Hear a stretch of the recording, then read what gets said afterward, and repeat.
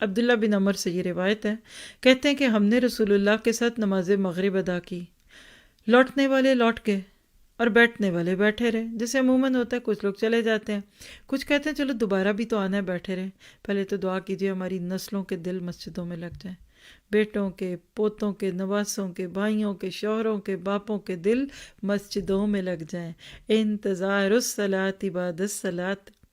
خیر، کچھ چلے گئے، کچھ بیٹھ گئے۔ آپ صلی اللہ علیہ وسلم جلدی تشریف لائے۔ آپ کا سانس پھولا ہوا تھا اور اپنے گھٹنوں سے کپڑا اٹھایا ہوا تھا، یعنی ایسے لگ رہا تھا بڑی جلدی میں آپ آئے ہیں۔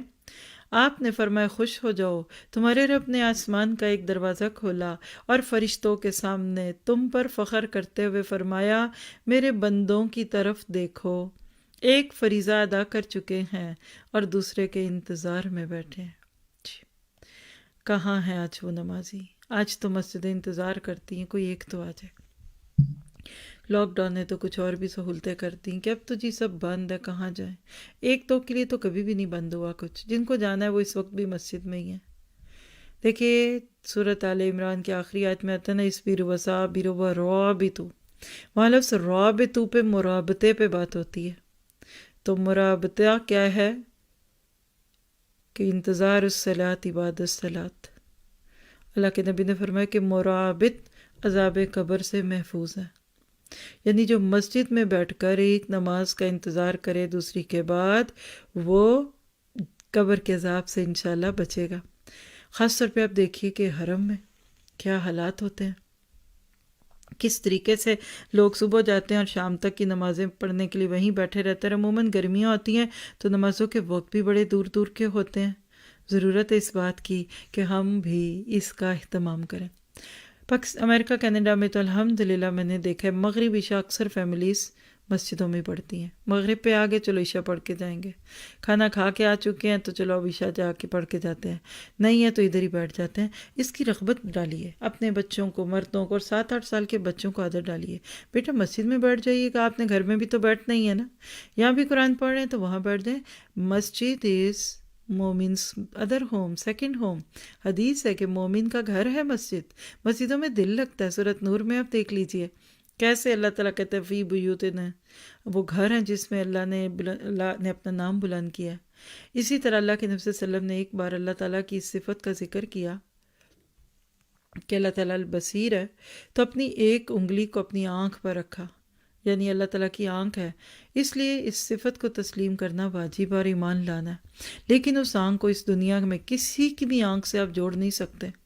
بعض جگہ لکھا ہوتا ہے کیمرے کی آنکھ آپ کو دیکھ رہی ہے، کیمرے کی آنکھ کو کیا کہنا کر کے بجلی چلی گئی سب بند۔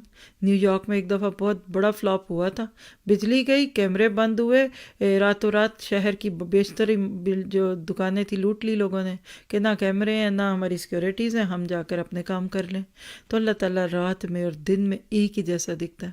پھر آپ دیکھیے کہ بعض اوقات ہم کوئی نیکی کا کام کرتے ہیں لیکن اس وقت ہمارے پاس اللہ کے سوا کوئی نہیں ہوتا، تو پھر دکھاوا کس بات کا؟ لکھیے اس نام کا ایک اثر، لوگوں کو دکھانے کے لیے کام نہ کیجیے۔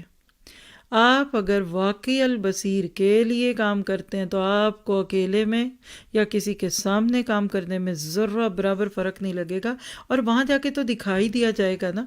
آپ دیکھیے ڈسپلے کرتے ہیں نا دنیا میں، جنہوں نے اپنی چیزوں کو ڈسپلے کرنا ہوتا ہے اور اس کو ایگزیبیشن میں ڈالنا ہوتا ہے، چھپا چھپا کے کرتے ہیں، پہلے نہ آؤٹ ہو جائیں، یہ پینٹنگز آؤٹ نہ ہو جائیں، یہ کپڑوں کے ڈیزائن نہ نکل آئیں، یہ کوکنگ کی ریسیپیز نہ آ جائیں۔ مومن ساری زندگی اپنی نیکیوں کو چھپاتا ہے کیونکہ دل کو تسلی ہے، جس کے لیے کر رہا ہوں وہ تو دیکھ ہی رہا ہے، اور دوسروں کو نہیں دکھانا۔ تو ریاکاری، دکھاوا، شہرت، ان سب چیزوں سے الگ ہو جائیں۔ اتنے لوگ مجھے جانتے ہیں تو پھر کیا ہوا، میں اتنا مشہور ہوں تو کیا ہوا، ابلیس نہیں مشہور، شیطان نہیں مشہور، کبھی اس کی شہرت نہ کرے۔ اور میں اکثر جب براڈ کاسٹنگ بند ہوتی ہے نا، تو جب یوٹیوب کے نیچے آپ جا کے، آپ کے بھی آتا ہوگا سبھی کی، میں نے خود نہیں کبھی کیا آتا ہے، یعنی ٹاپ کتنے لوگ ہیں، تو اس وقت لکھا ہوتا ہے کہ جی کدھر زیادہ لوگ سنیں، یقین کیجئے ملینز میں لوگ ہوتے ہیں، اور پتہ ہے اس کے اندر کیا کچھ اور ہوتا ہے، مجھے بتانے کی ضرورت ہی نہیں ہے۔ کہیں سیاست کی خبریں، کہیں گیمز، کہیں گانے، کہیں ڈانس، کہیں کچھ، اور وہ ٹاپس پہ آ رہے ہوتے ہیں۔ تو میں کہتی ہوں اللہ تعالیٰ تیرا شکر ہے، تھوڑے بھی سن لیں، بات حق سنیں اور سننے والے عمل کی نیت سے سنیں، فتنوں کی نیت سے نہ سنیں۔ تو وہ تھوڑے بھی اچھے ہیں، ان بہت ساروں کے سننے سے کیا کرنے دکھا کے بہتوں کو۔ یقین کریں دل سے، جس دن یہ چیز چلی گئی، شہرت کا فتنہ، بڑائی کا فتنہ، ہائے یہ نہ ہو وہ نہ ہو، کتنے آپ کے لائکس ہیں، آپ کے کتنے سبسکرائبرز ہیں، اور جو ویڈیو اس بات سے شروع ہوتی ہے نا کہ پلیز پہلے ہمارے یوٹیوب یا فلاں فیس بک چینل کس کو کیجئے پھر آگے چلیں گے، تو مجھے تو یہ خاموش اشارہ لگتا ہے کہ نہ دیکھو، ہم نے نہیں دیکھنا۔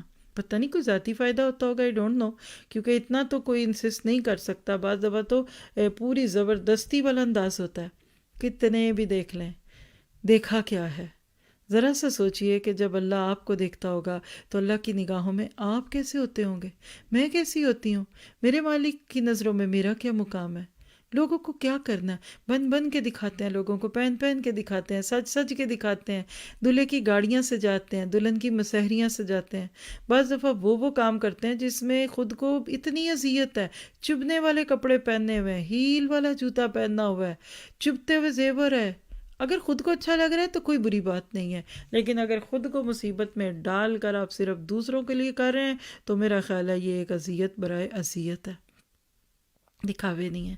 اور یاد رکھیے کہ جب ایک انسان اللہ کے لیے کوئی کام کرتا ہے نا تو اس کا تو حال وہ ہوتا ہے۔ آپ سورۃ حشر کھول لیں اگر تو آپ کو ایک پیاری سی کہانی ملتی ہے، بچپن سے آپ نے بھی سنی ہوگی، ایک شخص کی مہمان نوازی کہ جس نے اپنے بچوں کو بھوکا سلا کر رات کے اندھیرے میں یہ ظاہر کر دیا کہ وہ بھی مہمان کے ساتھ کھا رہا ہے، لیکن اس کو اگلے دن کیا خبر ملی۔ صحیح بخاری کی روایت ہے 3798، اللہ کے نبی صلی اللہ علیہ وسلم کے پاس ایک مہمان آیا۔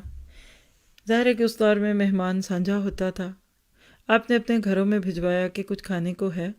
پہلے تو اس جملے کو یاد کریے گا، ہر گھر سے پتہ کرنے کے باوجود پتہ چلا کہ آج کسی بھی گھر میں کچھ بھی نہیں ہے۔ اللہ اکبر، یہ نہیں کہ مرغی نہیں تھی اور کباب نہیں بنے ہوئے اور شامی ختم ہو گئے اور وہ فریزر سے فلاں فلاں چیزیں ختم ہیں، نہیں، کچھ بھی نہیں تھا۔ آپ نے آواز لگائی تم میں سے کوئی ہے جو اس مہمان کو لے جائے؟ ایک صحابی بیٹھے تھے، کہا اللہ کے نبی میں ان کو اپنے گھر لے جاتا ہوں۔ گھر لے گئے، مہمان کو بٹھایا اور اندر آ کر بی بی سے پوچھا گھر میں کھانا ہے؟ کہنے لگی کھانا تو نہیں ہے، ایک بندے کا کھانا ہے اور بچے بھی بھوکے ہیں، آپ کا انتظار کر رہے ہیں۔ کہا بچوں کو سلا دو، ایسی سلا دو اور کھانا لے آؤ، میں چراغ صحیح کرنے کے بہانے اس کو بند کر دوں گا، ہلکی ہو جائے گی لائٹ جو بھی ہوگا، تو میں اس کے ساتھ بیٹھ کر ایسے ہی کھاتا رہوں گا اور مہمان کھا جائے، کیونکہ عربوں کی روایت میں مہمان نوازی بہت اہم تھی۔ مہمان کھاتا نہیں تھا جب تک خود نہ میزبان کھائے۔ خیر ایسے کیا، ساتھ بیٹھے مہمان کو پتہ نہیں چلا کہ میرا میزبان بھوکا ہے۔ یہ دیکھیے البصیر کا اثر، سارے دکھاوے دل سے نکل جائیں گے، لوگ آپ کو کیا کہہ لیں گے، کتنی تعریفیں کروانی ہیں آپ نے، اور کرا لیں، پھر کیا ہوگا، بیماریاں تو خود ہی بھگتتے ہیں، سر کا درد تو آپ کا آج تک نہ ٹھیک ہوا، پاؤں میں تو درد ہے تو نہیں جانا، لوگوں کی باتیں آپ کو کچھ نہیں دیتی۔ بالکل ویسے ہی کیا جو سوچا تھا، مہمان بھی مطمئن کہ میزبان کھا رہا ہے، وہ ہلاتے رہے۔ ذرا سوچئے جب اللہ کے لیے کام ہوتے ہیں تو اس چپکے چپکے سے ہوتے ہیں۔ فجر کا وقت ہوا، مسجد گئے، نماز کے بعد اللہ کے نبی نے روک لیا، جیسے کہ اس وقت میں عموماً مشورے اصلاح اور اس طرح کے خواب کوئی دیکھا، کوئی ایسی بڑی جنرل سی کہہ لیجئے کہ بڑی کیجول قسم کی ٹاک ہوتی تھی۔ آپ نے پوچھا صحابی یہ تم نے رات کو کیا کیا؟ کہا اللہ کے نبی کیا ہوا؟ کہا تم دونوں میاں بیوی کے نیک عمل پر رات کو اللہ تعالیٰ ہنس دیا، مطلب یہ ہے کہ اسے پسند کیا۔ کہا کیا ہوا؟ کہ اللہ نے تمہارے بارے میں یہ آیت نازل کر دی وَيُؤْثِرُونَ عَلَىٰ أَنفُسِهِمْ وَلَوْ كَانَ بِهِمْ خَصَاصَةٌ وَمَن يُوقَ شُحَّ نَفْسِهِ فَأُولَٰئِكَ هُمُ الْمُفْلِحُونَ، اور وہ ترجیح دیتے ہیں اپنے نفسوں کے اوپر دوسرے غریب صحابہ کو، اگرچہ وہ خود فاقے میں ہی ہوں، جو اپنی طبیعت کے بخل سے محفوظ رکھا گیا، بس ایسے ہی لوگ فلاح پانے والے ہیں۔ ہم کیا کہتے ہیں، مہمان آ گئے پیزا چھپا دو، وہ کل کی دال نکال لو، ہائے ان کو بھی آج ہی آنا تھا، اور بچے کو کہتے ہیں خبردار اگر کسی کے ساتھ شیئر کیا اپنا لنچ۔ یہاں دیکھیے، اور خصاصہ کہتے ہیں ایسی بھوک جس میں پیٹ انتڑیوں کے ساتھ لگاؤ، یہ بھی نہیں کہ اپنا پیٹ بھرا ہے، ہمارا تو اپنا بھر جائے پھر بھی کہتے ہیں نہیں صبح کھائیں گے، یہ کیوں دیں کسی کو، لیکن البصیر کا احساس بندے کو ایسی خوبصورت نیکیاں کرنے والا بناتا ہے۔ اسی طرح ایک اور بڑی پیاری روایت ہے اسی احادیث میں، اللہ کے نبی صلی اللہ علیہ وسلم نے فرمایا کہ میری امتیوں میں دو لوگ ایسے ہیں، ایک رات کے وقت بیدار ہو کر اپنے آپ کو وضو کی مشقت میں ڈالتا ہے، یعنی سوتے ہوئے اٹھ کر پانی کو ہاتھ لگانا اور اپنی نیند کو بھگانے کے لیے منہ ہاتھ دھونا، وضو کرنا ایک بڑا مشکل کام ہے، نفس پہ گراں ہوتا ہے۔ فرمایا اس وقت اس پر کچھ گرہیں لگی ہوتی ہیں، شیطان اس پر گرہیں لگاتا رہتا ہے تاکہ وہ اٹھ نہ سکے، چنانچہ وہ وضو کرتا ہے، جب وہ ہاتھ ہوتا ہے تو ایک گرہ جب وہ ہاتھ دھوتا ہے تو ایک گرہ کھل جاتی ہے، پھر چہرہ دھوتا ہے تو ایک اور گرہ کھل جاتی ہے، مسح کرتا ہے تو ایک اور کھل جاتی ہے، پاؤں دھوتا ہے تو ایک اور کھل جاتی ہے۔ اللہ تعالیٰ ان لوگوں سے فرماتا ہے جو نظر نہیں آتے، یعنی فرشتے، کہ میرے اس بندے کو دیکھو، میرے اس بندے کو دیکھو، یعنی اللہ تعالیٰ خوشی سے کہتے ہیں دیکھو دیکھو میرے اس بندے کو، یعنی مقربین سے اور فرشتوں سے اللہ تعالیٰ یہ بات فرماتا ہے کہ دیکھو اس بندے کو جس نے اپنے نفس کے ساتھ سخت محنت کی، میرا یہ بندہ مجھ سے جو مانگے گا اسے ملے گا۔ کیا پتہ چلا اللہ سبحانہ تعالیٰ کو ان بندوں پہ بڑا پیار آتا ہے جو تہجد کے لیے اٹھتے ہیں۔ چلیے اپنے لیے لکھے، کیا کبھی میں نے البصیر کو اس طریقے سے خوش ہونے کا موقع دیا جب راتوں کو اٹھ کے بستروں سے نکل کر ٹھنڈے پانیوں سے وضو ہوتا ہے؟ اور اللہ تعالیٰ ہمیں نعمتوں کی قدر دے، ہم تو گرم پانیوں میں وضو نہ کر سکیں، گرم گھر، باتھ روم ابلتے ہوئے، باہر -5 -10 اور اندر +20 کر لیں، 25 کر لیں، جو آپ کا دل کرتا ہے، اس میں توفیق نہیں ہوتی۔ اللہ ہمیں تہجد گزار بنا، دعا کیجیے اے اللہ ہمیں ان لوگوں میں کر دے کہ جن کو راتوں کو اٹھتا دیکھ کر تو خوش ہوتا ہے کہ دیکھو میرا بندہ کیا کر رہا ہے۔ کیا خوبصورت اللہ کی رحمت ہے۔ تو کیا پتہ چلا کہ ایک نماز سے دوسری نماز کے لیے بیٹھنے والے، مسجدوں کی طرف چل کر جانے والوں کے لیے اور اللہ کے لیے راتوں کو اٹھنے والوں کے لیے اللہ کے پاس بہت جگہ ہے۔ یاد رکھیے کہ یہ ایمان کی علامت ہے۔ آج آپ مسجد میں نہیں جا پاتے، کوئی بات نہیں، آپ پکنک پہ جاتے ہیں، کھلی جگہوں پہ جاتے ہیں۔ بعض لوگ ہیں وہ نہیں جا پاتے، حالات ایسے ہوتے ہیں۔ اس کے بارے میں ایک اور بڑی پیاری روایت، آپ نے فرمایا کہ تمہارا رب اس چرواہے سے خوش ہوتا ہے جو پہاڑ کی چوٹی پر اذان دیتا ہے اور نماز پڑھتا ہے، اور اس پر اللہ سبحانہ تعالیٰ فرشتوں سے فرماتا ہے دیکھو میرا بندہ نماز پڑھتا ہے، یہ مجھ سے ڈرتا ہے، میں نے اس بندے کے گناہ معاف کر دیے، میں اسے جنت میں داخل کروں گا۔ اللہ اکبر کبیرہ۔ کیا پتہ چلا کبھی پکنک پہ گئے ہوں، اور یہ حدیث مجھے ہمیشہ تب یاد آتی ہے جب کسی ہم ڈے ٹور پہ جائیں تو الحمدللہ آپ کے سر کی عادت ہے کہ وہ وہاں بھی جماعت کا اہتمام کرتے ہیں، پہلے پہاڑ پہ یا جہاں بھی جائیں تو پہلے کھڑے ہو کے اذان دیتے ہیں اور اس کے بعد پھر وہی نماز ہوتی ہے۔ وہ نماز جو پتھروں پہ کہیں چٹائی پاس ہوتی ہے، کوئی اپنی جیکٹس لے کر بیٹھا ہے، کیونکہ ٹرپس بہت سارے ہوئے ہیں ماشاءاللہ، تو اس میں لوگوں نے بھی یہ بہت چیز انجوائے کی۔ بلکہ جب ہم سمر کے ٹرپس میں گئے اور باہر کے لوگ بھی ہوتے ہیں تو وہ کہتے ہیں کہ ہم نے تو کبھی پکنکس میں ایسے نہیں کیا، بلکہ ہمیں تو گلٹ ہی رہتا ہے کہ گھومنے جائیں، سیروں میں جائیں تو نماز قضا ہوتی ہے، کوئی کہتا ہے کپڑے ٹھیک نہیں، کوئی کہتا ہے وضو نہیں، کوئی کچھ نہیں، لیکن جب سب ساتھ پڑھ رہے ہوتے ہیں، مل کے پڑھتے ہیں تو اتنا مزہ آتا ہے۔ اور وہ نماز کیا، وہ مسجد کی نماز میں مزہ آتا ہے جو وہاں کھلی فضاؤں میں مزہ آتا ہے۔ تو اپنے بچوں کو کہیں بھی لے کے جائیے، کوئی بری بات نہیں ہے، اللہ تعالیٰ نے ان کے لیے اس جگہ کو رکھا ہے، لیکن شرط یہ ہے کہ آپ نمازوں کا اہتمام کریں، کیونکہ البصیر تو آپ کو ہر جگہ دیکھ رہا ہے اور اس کے ساتھ تو آپ کا معاملہ اچھا ہونا چاہیے، تبھی تو پھر آپ بات کریں گے۔ پھر اس کے بعد آپ دیکھیے کہ اسلاف میں سے ہم دیکھیں کہ وہ اسلام کے بارے میں کیا کہتے تھے، تو اس میں آپ کو ابن قیم رحمہ اللہ کا قصیدہ سنایا، جس پہ اگر آپ تھوڑا سا غور کریں تو آپ کو اتنی بات سمجھ آ جاتی ہے کہ ایک انسان رات کے اندھیرے میں بھی اللہ سے نہیں چھپ سکتا، جدھر جہاں جیسے جو چاہے اللہ سبحانہ تعالیٰ اس کے لیے وہ کام آسان کر دیتا ہے۔ پھر اسی طرح سے آپ دیکھیے کہ ایک انسان جتنا زیادہ اللہ تعالیٰ کے ساتھ اپنا تعلق مضبوط کرتا ہے نا، تو وہ اپنے ہر اچھے کام میں اللہ کو سامنے پاتا ہے۔ مثلا قرآن پاک میں سورۃ ہود میں اللہ سبحانہ تعالیٰ نے حضرت نوح علیہ السلام کو اس بات کا اشارہ دیا کہ آپ میری آنکھوں کے سامنے اپنی کشتی بنائیں۔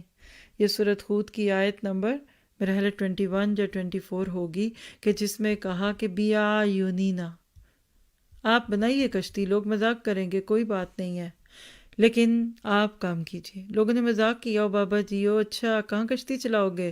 پہاڑوں میں، میدانوں میں؟ ان کو نہیں پتا تھا اتنا بڑا عذاب آ رہا ہے، اتنی بڑی پکڑ ہونے والی ہے۔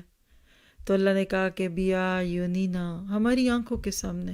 اس سے کیا پتہ چلتا ہے کہ اللہ تعالیٰ خاص بندوں کے خاص کاموں کو خاص توجہ دیتے ہیں، اپنی نگاہوں میں، اپنی کنسٹڈی میں کام لیتے ہیں، ان کی رہنمائی کرتے ہیں، ان کے دلوں کو سجا دیتے ہیں۔ سورۃ تغابن میں بھی آتا ہے وَمَن یُؤْمِن بِاللَّهِ یہدِ قلبہ، جو اللہ پہ ایمان لاتا ہے اللہ اس کو خود راستے دکھاتا ہے۔ خوش نصیب ہیں وہ لوگ جن پر اللہ کی رحمت کی نظر پڑتی ہے اور جن کو دیکھ کر اللہ خوش ہوتے ہیں۔ دعا کرتے ہیں اللہ ہمارے سارے کاموں پہ اپنی نظر رکھ لے، اللہ ہمارے سارے کام اپنی کنسٹڈی میں لے لے۔ ہمیں کچھ نہیں آتا کرنا، ہم سے نہیں صحیح ہو رہا، ہمیں بس گزارا کرنا آتا ہے مالک، تو اپنی رحمت سے ہمارے کاموں کو اپنی نگرانی میں لے، جیسے تو نے نوح کی کشتی کو لیا۔ اور اسی طرح سے آپ دیکھیے کہ جتنا زیادہ آپ اللہ تعالیٰ کے اس نام کو دیکھتے جائیں گے، آپ کا دل کرے گا کہ میں کاموں کو سجاؤں، سنواروں، اور پھر اللہ اس کو دیکھے۔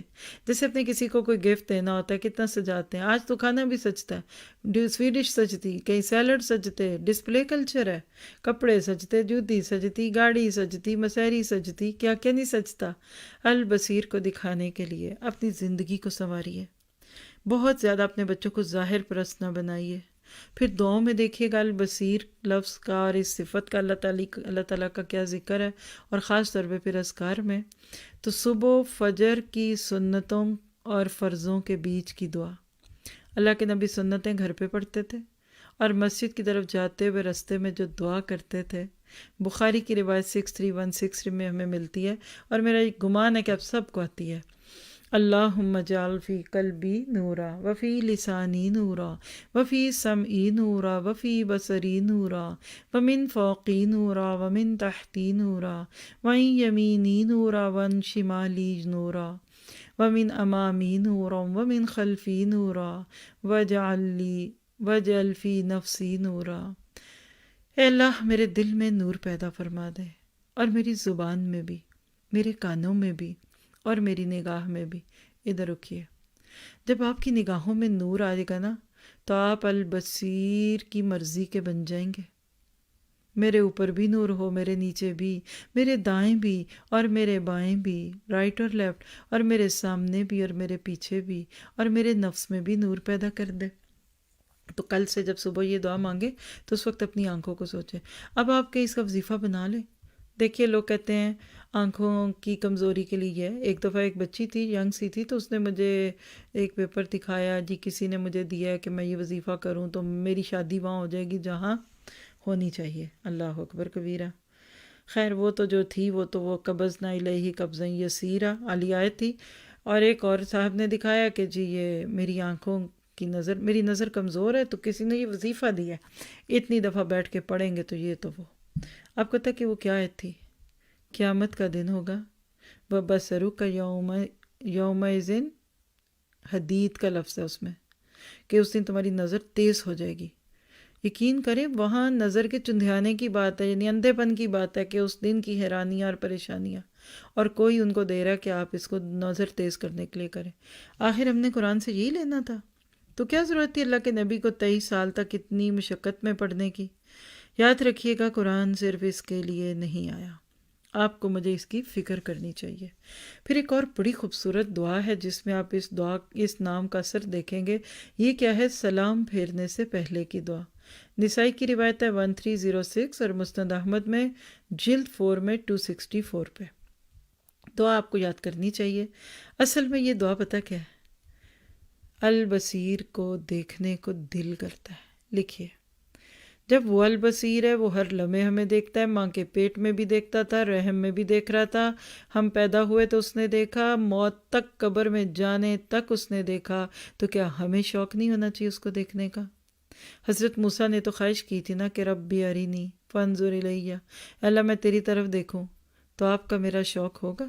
جی آئیے دعا سیکھتے ہیں۔ یہ ہے وہ دعا جو آپ کے میرے دل میں اللہ کی ملاقات کا شوق بھر دے گی۔